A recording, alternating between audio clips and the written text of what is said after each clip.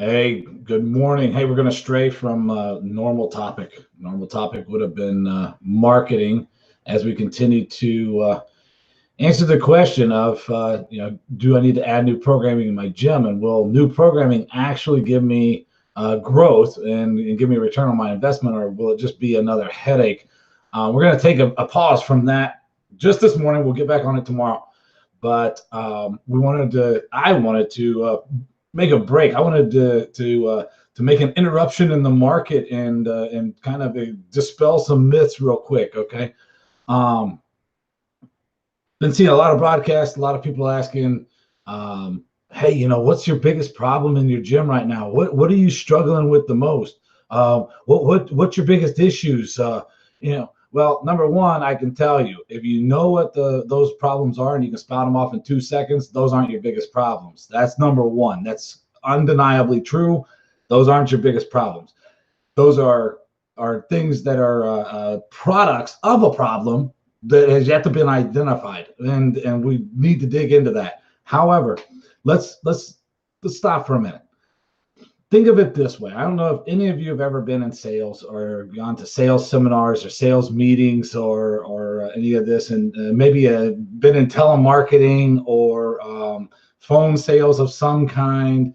You go to these sales meetings and you get an inexperienced sales leader, okay, someone that got promoted because they could do phone sales better than anyone else. They got promoted up the ranks, and then they start talking about low-hanging fruit. Okay. Oh, go after the low-hanging fruit. Get the low-hanging fruit. Get the low-hanging fruit. Don't sit back. Get the low-hanging fruit.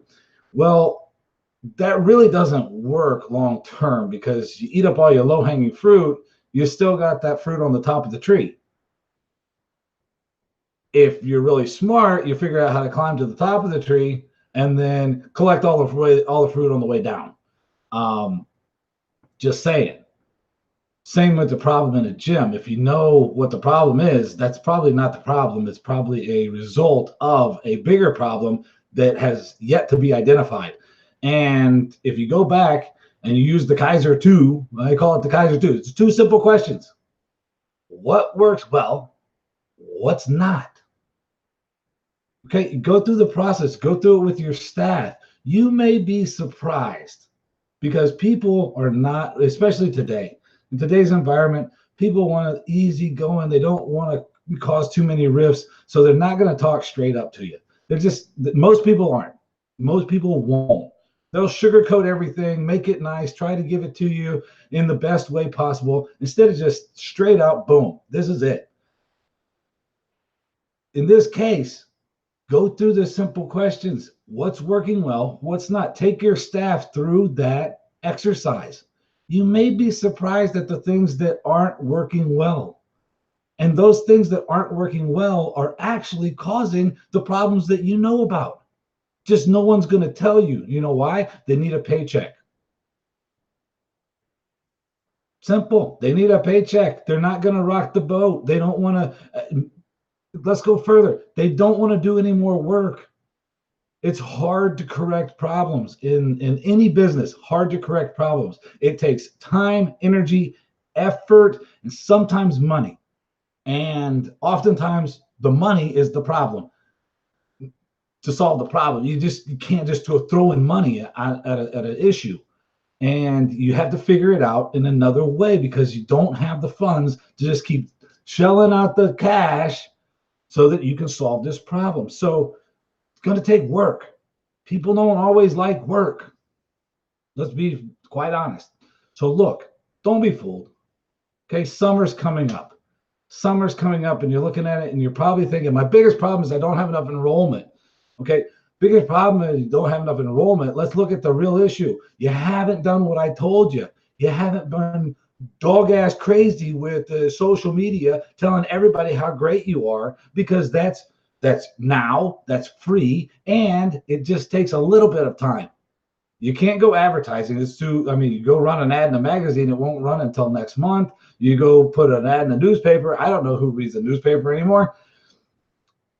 Come on. You're going to have to become a social platform guru real quick, and it's not hard.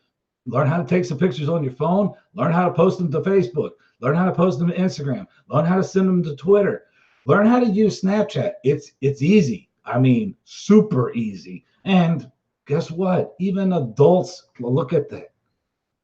They browse through it when they're at home. They just okay. It's not hard. Biggest problem in your gym may not be the biggest problem. And if you're sitting there spouting off the problems, well, I hate to tell you, it's probably time to sit down with somebody. And I can name a few people, but direct message me if you want more on that. But you're going to need to sit down with somebody and figure that out. And I would suggest starting with the two simple questions. What's working well? What's not? It's a easy process, at least in words.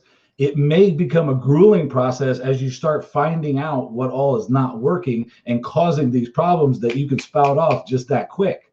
Okay, don't be fooled. Your biggest problem, probably not your biggest problem, especially if you can spout it off in less than 2 seconds. So hey, use the Kiser 2 questions. It's really simple. What's working well, what's not. We'll be back tomorrow. We're going to pick up with some marketing stuff. I may even get Bryan with a Y to join us. We'll have some fun then. But anyways, till then, remember, don't be fooled. Your biggest problem, probably not your biggest problem. Go check it out.